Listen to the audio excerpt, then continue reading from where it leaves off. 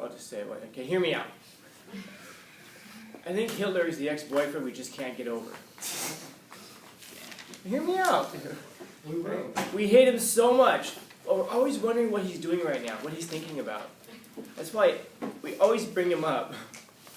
You know, we go to McDonald's and they get a cheeseburger. Oh my God! You know Hitler didn't eat meat. Oh my God! What does that have to do with meat? Nothing. Just okay. Keep bringing the dude up, man. We just can't let him go. We should write a song about how over him we are. Which reminds me, guys. AJ is raising money to build a statue on campus to commemorate the man who killed Hitler. So, you tell him before coming. He's a good person. What else? He thought about it real quick. Don't think too much about it, just give him money. Give me money, it'll be in a marble statue. Yeah. We're going to make it Suhai themed, so he'll be doing the alma mater. Yeah. Oh. Are we going like this? So, unless you love Hitler, give him money to make the statue. Yeah. What else? Yeah, you can. By the way, that's not a terrible thing to have in mind.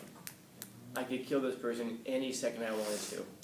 Now, you shouldn't dwell on that. I know, that's the part that disappoints you. Because sometimes we get angry and frustrated, we get to that point because we feel like there's nothing we can do to this person. We feel like we have no power.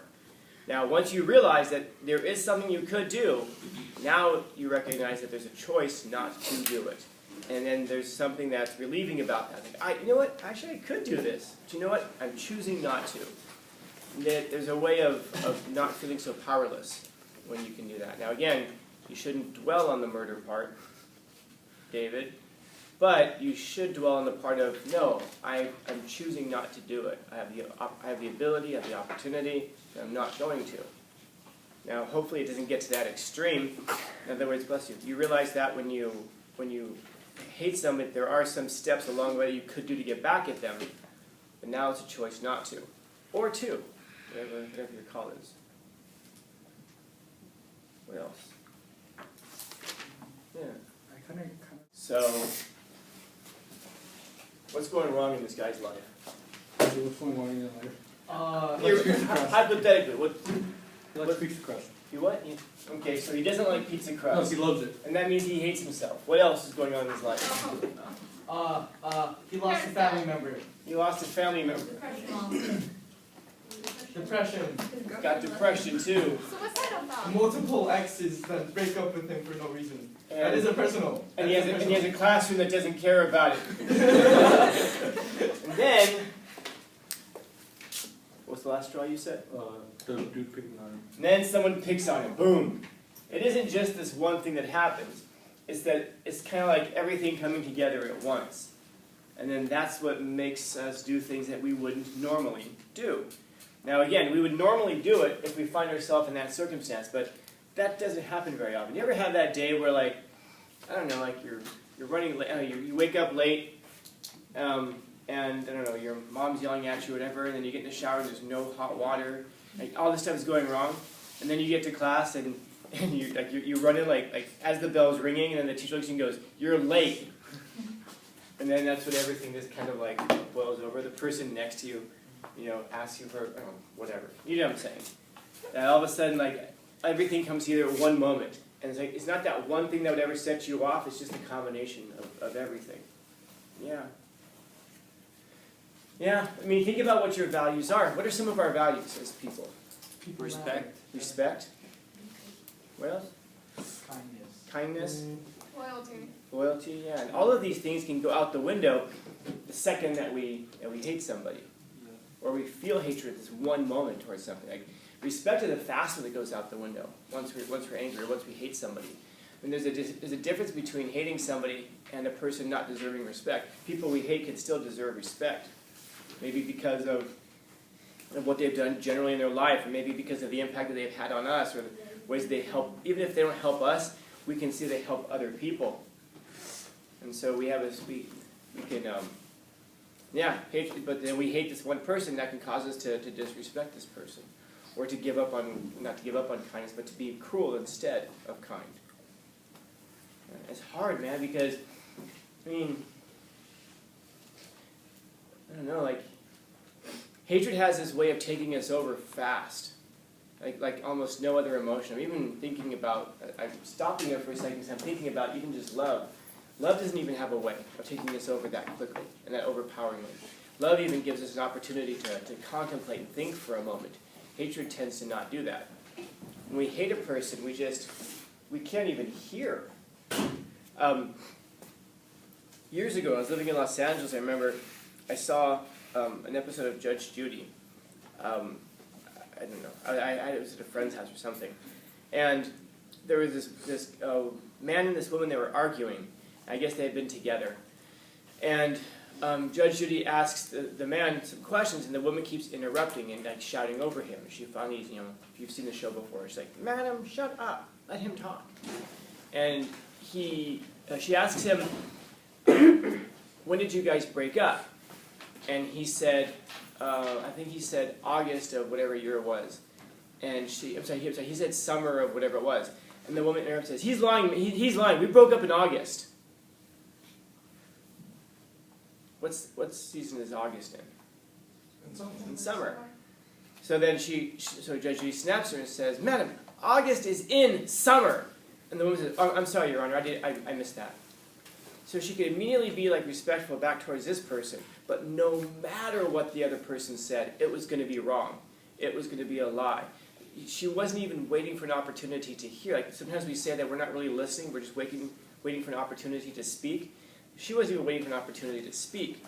She was just going to say that whatever he said was a lie. She hated him that much, the fact that she didn't even care about truth. I know, that seemed like a shocking thing 15 years ago. Today it's just Thursday. But she didn't even care about truth. She didn't care about kindness or, forget fairness. That's completely out the window. Hatred has a way of doing that, and that's what makes hatred so difficult, because it's hard to wrestle, to wrangle that thing in. We can hate a person so much that suddenly we become a horrible person ourselves by the ways that we behave. And we justify it. Well, I'm just really mad. Like you say something to somebody that you don't, something as cruel as you possibly can, and then we go, "Well, I was just mad." And then we're all supposed to just go, "Oh, okay.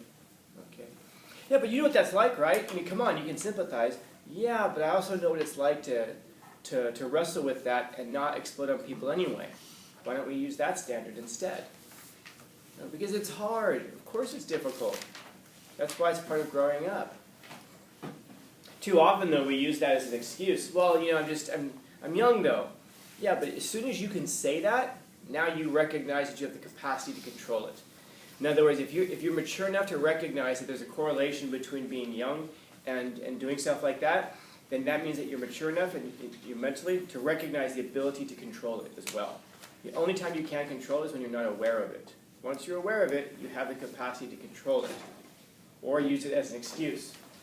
And too often we use it as an excuse, and I mean that too often because it makes our lives worse.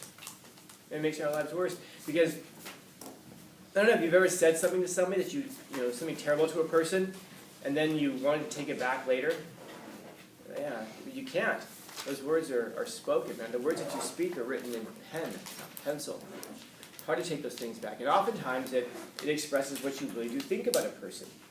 If you're angry with somebody and then you talk very disrespectfully towards them, it demonstrates that you lack a respect towards them. So, hatred has a way of also really bringing down the walls of those inhibitions. We don't care about decorum. We don't care about kindness anymore. I'm just angry, and I want the other person to hurt as much as I do. And so, in that sense, hatred becomes this leveling tendency. I'm sorry, I went this way. I meant to say it's this way. I'm angry, and I want to bring the rest of the world or somebody else down with me. Make them as angry and bitter and resentful as I am. And this is exactly what we see with mass shooters. It's a group of either people who hate the world so much that they feel that they're in a position to judge it. And they have weighed it, measured it, and they believe that they have found the world wanting. And they feel that it's their job, or their privilege anyway, to bring the rest of the world down and make it hate as much as they do. You see the irony of it, though, by the way. The irony of it. The irony, of course, is that how long does the sorrow around those events last? Not long. It's like a pebble in the lake. The lake is the world, and we throw a pebble into the water. And depending on how big the tragedy is, that will determine how big the rock is that we throw into the lake. But even if you drop a boulder into a lake, there's a whole bunch of ripples. Eventually, the lake evens out. And so, as bitter and angry and resentful as you want to make the world feel, it's not going to for very long. So as much of it, so you might be thinking, I'm going to have a huge impact on the world. No. One of my favorite mass shooters was, hear me out, was this guy who shot up Virginia Tech, and it had to have been like my first year. I think I was a student teacher actually when this happened, and he's just this complete idiot, man. He made videos, and I think it's the biggest mass shooting, biggest school shooting in American history, if I'm not mistaken. You can tell me I'm wrong. Anyway, he's this Asian dude at Virginia Tech, and he was jealous because he liked this girl. So long story short, he killed her and this guy that he thought she was dating. And then he went back to his dorm room and made these videos where he was talking about, I'm going to be a martyr and people are going to remember me. I do not, for the life of me, remember that dude's name. All I remember is how stupid he looked at the video. I'm going to be remembered. That's how he talked. And it made me sad because he was an English major. Man. He talks like that as an English major. Man. And he took these pictures of himself. I remember, and he said, he made the video, he took pictures, and he sent it off to ABC News, and then he went and continued with the shooting. So that's when so the police knew they were looking for him, but they just couldn't find him. Anyway, so he took these pictures of him holding guns and pointing them at the camera, and he's like, and I try to look all me, and I'm like, if this guy walked up to me and was like, I would die laughing. You're supposed to be hard. Then you. But what's funny is that nobody stood up to him. The only when he did this. But anyway, this is a guy who of course, he really wanted to be remembered, and I cannot for the life of me remember who the guy was. Now imagine if instead he had some talent and he worked hard and he created a book. We'd be talking about him right now instead. But he went this way that he thought was the easier way, and of course nothing comes from it. Nothing comes from it. I was thinking about this recently. I don't remember if it was in this class that I brought it up, but when you look at hatred and you look at history, and we tend to think of humanity in this really terrible way, but the good guys always win. Yeah. People say we're doomed, man. We're at the end of our rope. We're doomed. Nah, we've heard this a lot, man. We never are doomed. The bad guys never win. They win for a little while, but then history always turns around, and the bad guys never win. Good guys always end up victorious. Look throughout the 19th and 20th centuries, we see this over and over and over again. And I don't know how much more of that we need to develop an innate optimism, a tragic optimism, an eternal optimism, that things are going to be okay. Things are going to turn out fine. There's no need for hatred.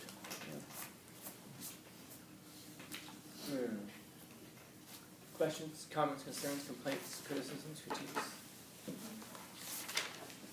Happy Thursday. Good Thursday. Wasn't as well. I got some dark ones for you coming up. We'll get down there. Oh.